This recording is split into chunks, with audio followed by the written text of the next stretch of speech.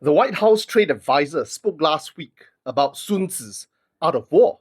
Let's have a look. The Art of War, a book, Sun Tzu, centuries old, says that the acme of warfare is to win without firing a shot.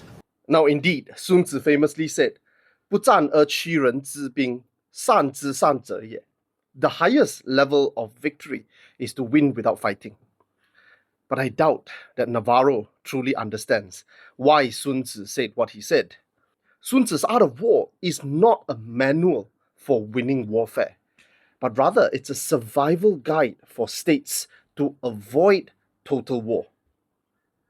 To truly appreciate the motivations and wisdom of Sun Tzu, we need to first turn back time to about 3,000 years ago, to a place called Muye in modern-day Henan. A man we would later call King Wu of Zhou led an army to defeat King Zhou of Shang, ending the bloodthirst and tyranny of the Shang dynasty. You see, Shang was a hegemon that ruled over the surrounding lesser states with cruelty and fear, inciting warfare amongst neighboring tribes, pitting vassals against each other to keep them busy and distracted, demanding tributes and delivery of human sacrifices to keep them poor and in fear. The Zhou was one such vassal state of Shang. They were obedient, doing the bidding of Shang, never failing to deliver tribute and human sacrifices on time. But as with geopolitics, the lesser will not contend to be number two forever. King Wu of Zhou rallied the support of the surrounding states by appealing to their dissatisfaction over the cruelty of the Shang, something that the Zhou knew intimately well. After all, they were the long arm of the Shang dynasty. The two opposing forces met at Muye, and the Zhou dynasty was declared as the Shang dynasty was defeated. But Sun Tzu lived at the second half of the Zhou dynasty, some 500 years after the events at Muye. Why am I recounting the story of the fall of Shang? You see, understanding the Zhou is vital to understanding not only Sun Tzu's motivation, but also the spirit at the heart of Chinese civilization.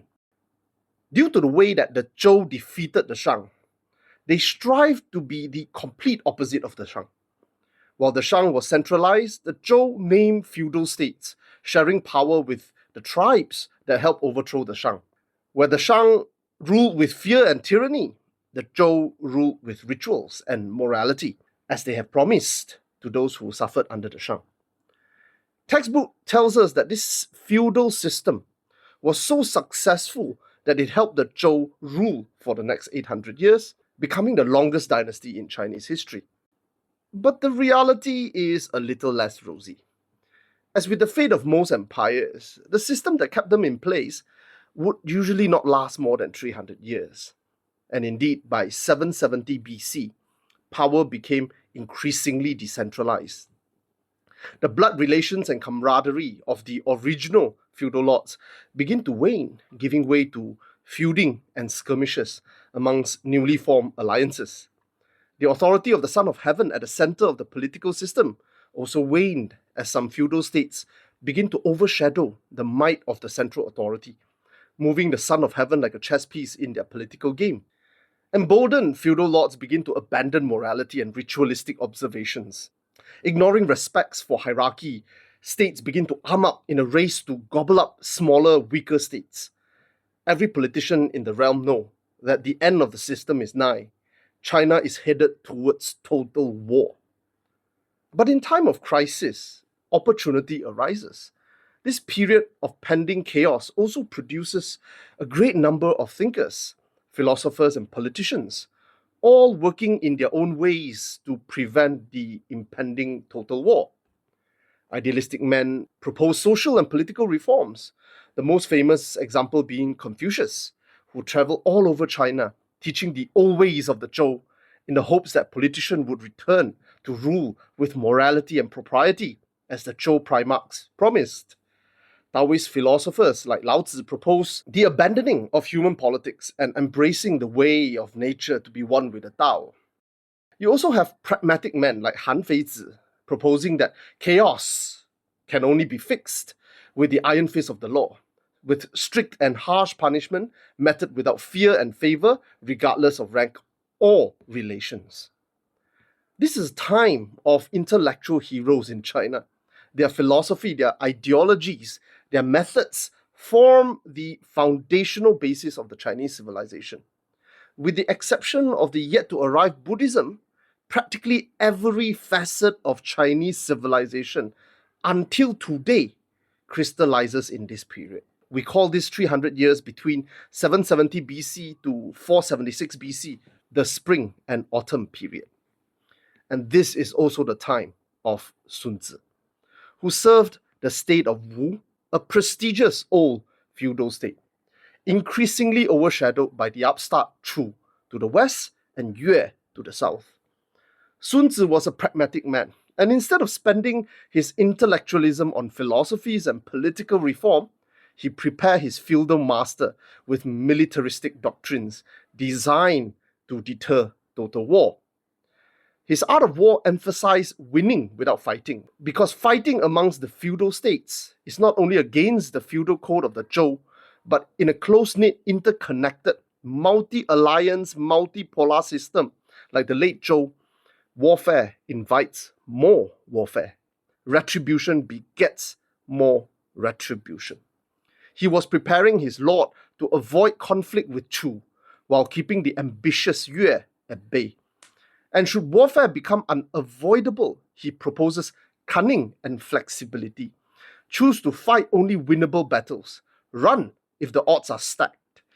And if unavoidable, fight hard and fight fast. Always stop when the objectives is achieved. While all these may sound like common sense, his king, the Lord of Wu, fundamentally operates in a different headspace. The state of Wu was an old, prestigious state, whose founder was traceable to the father of King Wu of Zhou, if you forgot, the founder of Zhou dynasty. By rank and status, the state of Wu was superior to the state of Chu, whose founder was so insignificant, he was not invited to even enter the banquet hall after the Battle of Muye to receive the enfeoffment by King Wu of Zhou some 500 years earlier. Not to mention the upstart Yue, who were considered semi-barbaric and was never fully accepted in the club of the Zhou nobility. What Sun Tzu was advocating is non-ideological realism and pragmatism, deterrence through strength and discipline. And it is against this backdrop that we come back to Navarro.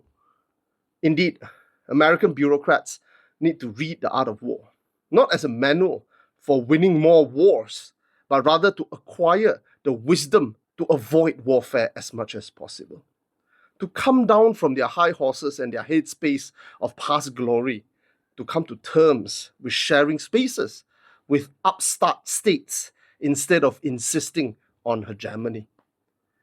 And if you wonder what happened to the state of Wu after the death of Sun Tzu, Zhou dynasty saw Yue annex Wu, then Chu annex Yue, and finally Qin would annex Chu, birthing the one unified land of Qin, China. We call this final 200 years of Zhou the Warring State period. And the way strong nations are behaving these days, ignoring any semblance of care for international law, definitely parallels what happened in China 2,500 years ago.